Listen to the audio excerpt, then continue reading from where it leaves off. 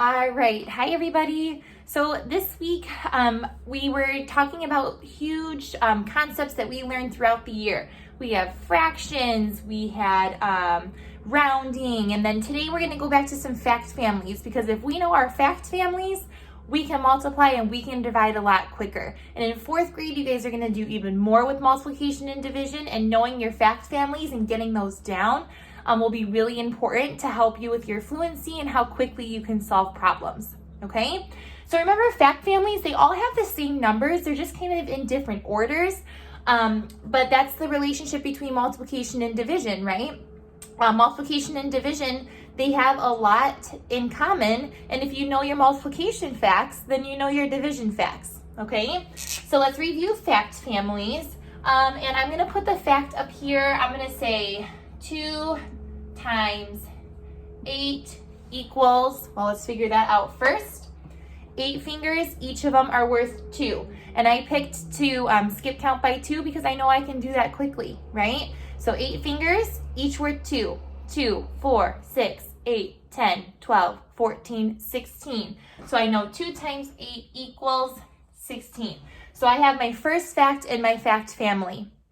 So now I know that if I know this multiplication fact, all I have to do, because of the commutative property, is switch these two, 8 times 2, and it's going to be the same thing, right? I can have 2 groups with 8 in each one. 1, 2, 3, 4, 5, 6, 7, 8. 1, 2, 3, 4, 5, 6, 7, 8. Or I could have 8 groups. 1, 2, 3, 4, 5, 6, 7, 8, with 2 in each one. 1, 2, 1, 2, 1, 2, 1, 2, 1, 2, 1, 2, 1, 2, 1, 2. And I still have 16. 8 plus 8 is 16, and then 2, 4, 6, 8, 10, 12, 14, 16. So it doesn't matter switching the numbers, you're still going to get the same answer. Now I know I have 2 multiplication facts, and I know I have 2 division facts. Okay? So I know in division, my total is going to come first, okay? 16 is my total, or how many I have all together. It's my biggest number, but it's my total. So I know 16 is gonna be, the total is gonna be broken up, right? When we're dividing, it means we're breaking it up. So 16 divided by, and we use the same numbers. So I'm just gonna pick 2.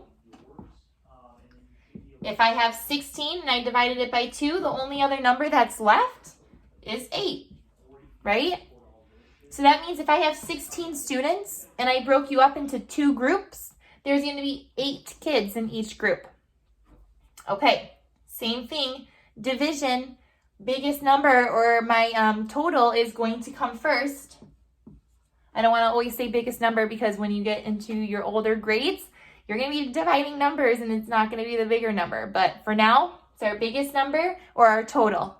So 16 divided by, here I did 2, so now I'm going to switch it around and I'm going to do 8, our other small number. And then that's going to equal the one that we haven't done yet. We have 16, we have 8, we're missing our 2. So this is saying, if I had 16 students and I put you in 8 groups, there's going to be 2 people in each group. Okay? So these are our fact families. There's always 4 equations in our fact families. 2 multiplication, 2 division. All right, let's do one more. This time I'm going to give you the division first, and then you have to figure out the other division, and then the 2 multiplication. So my division fact is going to be, let's see, let's do 40 divided by 5. First of all, I need to figure out what 40 divided by 5 is. So I could do 5 groups and then put my 40 dots in each one. I can do that. Or I know that 5 is a number I can skip count by. So I'm going to skip count by 5 until I get to 40. 5, 10, 15, 20, 25, 30, 35, 40.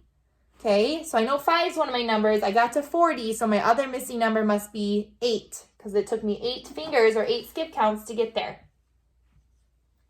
All right, since I started with my first division fact, I'm going to do my next division fact too. I'm going to do 2 division, and then I'll do my multiplication.